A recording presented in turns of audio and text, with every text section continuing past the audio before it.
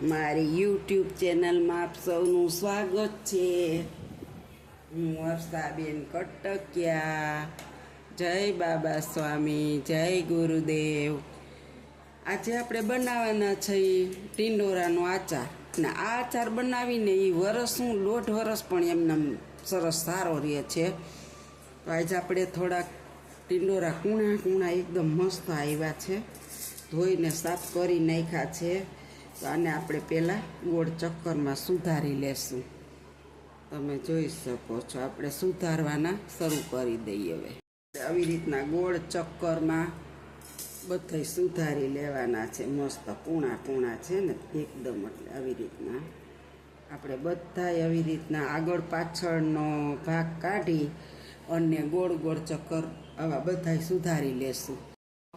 જો આપણા ટીંડોરા એકદમ કૂણા મસ્ત સુધારાઈ ગયા છે, એકદમ સરસ.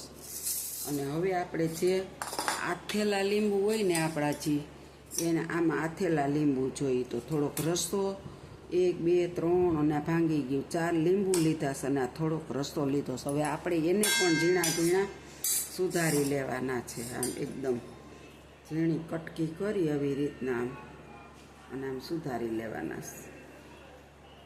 તો આપણે આ 4 લીંબુને આવી રીતે ઝીણા તમને બતાવ્યા ને ઝીણા સુધારી લેવાના, કટકી કરીને બધાય જો આવી રીતના. તો તમે જોઈ શકો છો.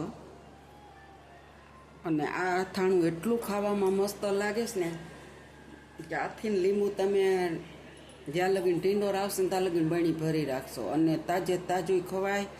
એમાં જાજુ કિલો લીંબુ હોય ને 1.5 કિલો અવડા ટીંડોરા હોય કે અડધો-પોણો કિલો લીંબુ હોય ને 1/4 કિલો ટીંડોરા હોય, તો તમે વરસનું 1.5 વર્ષ રાખો તો આ ખટાશને લઈને લીંબુ બગડતા નથી. આપણું અથાણું આ ટીંડોરાનું એટલું સરસ થાય છે ને, ખાવામાં તો બહુ સરસ થાય છે. એટલે જો હવે આપણે લીંબુને આવી રીતે ઝીણા સુધારી લેશું. સુધારાઈ ગયા છે, તમે જોઈ શકો છો. હવે આપણે એની અંદર આપણે આ ટીંડોરા બધા સુધાર્યા છે ને એ નાખી દેશું.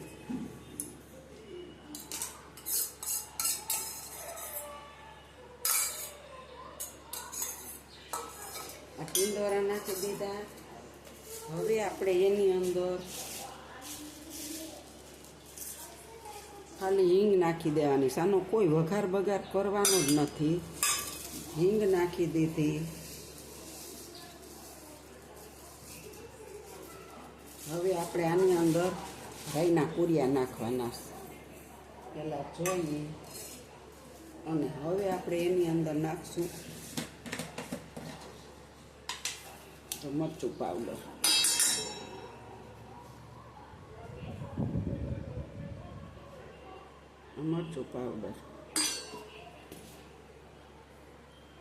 નાખી દીધો.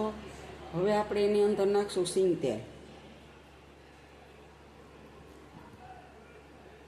અડધો વાટકો આપણે સિંગ તેલ નાખ્યું છે.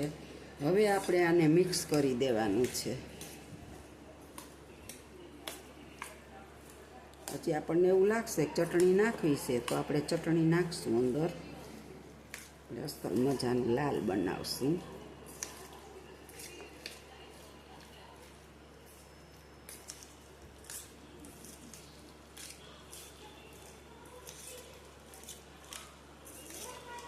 એવું લાગશે કે મીઠું ઓછું છે તો થોડુંક મીઠું પણ નાખી શકાય. આપણે લીંબુમાં તો મીઠું ફૂલ હોય છે. પછી આપણે ચાખી લેવાનું.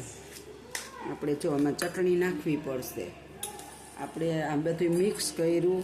હવે આપણે આની અંદર બહુ લાલ નથી થયું એટલે આપણે ચટણી હજી નાખીશું થોડીક મસ્ત બનાવવા માટે. જો આપણે હજી ચટણી થોડીક નાખશું અંદર.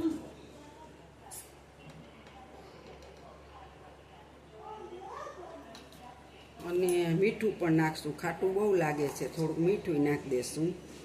કારણ કે લીંબુમાં મીઠું તો ચડિયાતું હોય જ છે. અને હજી આપણે થોડુંક એમાં તેલ પણ નાખી દઈશું. તેલ થોડુંક ઓછું દેખાય છે.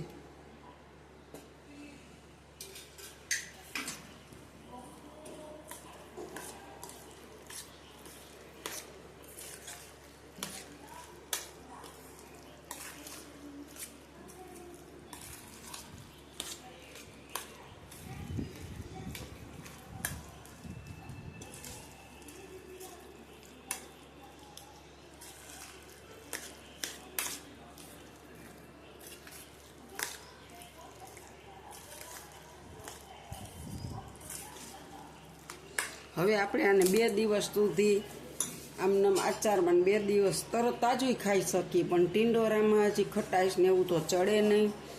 એટલે હવે આપણે આ અથાણું આપણું કમ્પ્લીટ થયા છે. નથી વઘારવાની ઝંઝટ, નથી કોઈ. આ બધું સુધારી અને મિક્સ કરી દો તોય આ આચાર વર્ષ 1.5 વર્ષ સુધી બગડતો નથી. તો અવારનવાર બનાવું છું. બહુ મસ્ત બને અને ખાવામાં તો એટલો ટેસ્ટી બને ને, તમે એકવાર બનાવશો ને તો બીજી વાર મન થાય. તમે એકવાર જરૂર ચોક્કસથી બનાવજો આવી રીતના. પછી મને કોમેન્ટમાં લખજો કે કેવું બન્યું. બહુ મસ્ત અથાણું બને. તમારે ઘરે કોઈ આવે અને કાઢશો તોય પૂછશે કે કેવી રીતના બનાવ્યું છે. એટલું મસ્ત અથાણું બને. તો તમે બનાવજો. જો બધું તેલ તો ઘડીકમાં જ ઉપર આવવા માંડ્યું. આપણે અડધો વાટકો નાખ્યો તો પાછું એક મોટું પાવડું છે એ નાખ્યું. અને તમે આથી તીખું બનાવવું હોય ને તો તમે તીખું ખાતા હો તો વધારે પણ બનાવી શકો. પછી આની અંદર તમારે વધારે લીંબુ નાખવું હોય ને તો પણ નાખી શકો, પણ મેં માપે નાખ્યું છે કારણ કે ખટાશ બહુ પછી દુખે બધું એટલે. પણ તમે જો ખાટું હતું હોય તો તમે હજી 2-3 લીંબુ વધારે નાખી શકો, ચટણી વધારે નાખી શકો. બાકી આપણું આ અથાણું ટિંડોરાનું તૈયાર છે તાજે તાજું. આની કોઈ નહીં, સુધારીને માત્ર ફેરવવાનું. લીંબુ હોય આથેલા એટલે. તો આચારની રેસીપી કેવી લાગી મને કોમેન્ટમાં લખજો. આવી રીતે બનાવજો, પછી કહેજો કેવું બન્યું. બહુ મસ્ત બને છે. અને સારું લાગે તો લાઈક કરજો, શેર કરજો, બેલ લાઈક બટન દબાવવાનું ભૂલતા નહીં. આવજો. જય બાબા સ્વામી, જય ગુરુદેવ.